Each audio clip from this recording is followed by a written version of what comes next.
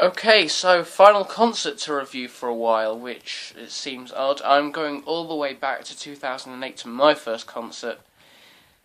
Wow, 20th of November 2008, that is a date that will ever stick for me in my mind as the first concert that I ever went to, and I was fortunate enough that it was my favourite band. Because most people are going to see any old band just so they can go and see a concert instead of that they've been to see a concert, but that was absolutely amazing. Opening act, they were a band called Stone Gods. Now, you probably don't know who Stone Gods are. Stone Gods are all the members of The Darkness, bar the singer, who was replaced by a different singer and guitarist, and they released an album back in 2008 called Silver Spoons and Broken Bones. If you've get the chance to, take a listen to it. It's quite good. Very British rock and roll, like old school rock and roll, and very impressive.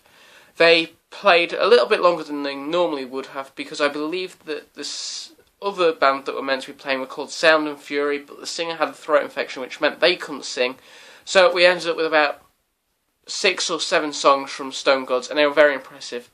The highlight from them would have to have been the cover of Whiplash by Metallica. That was absolutely brilliant, and I can't believe that they actually played that live. That is a very good song live, even from them. I can only imagine what it would be like to see either Metallica or Motorhead, because Motorhead did a cover of it back in 2001, I think. That's online somewhere. Check that out, and it's absolutely brilliant as well. So I'd have to give Stone Gods a 9 out of 10.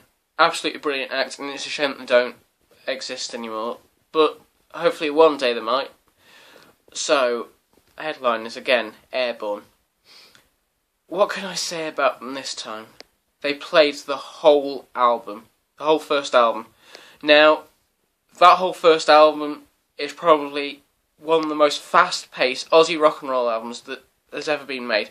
They played everything from Stand Up to Rock and Roll all the way to Hellfire, not in that order.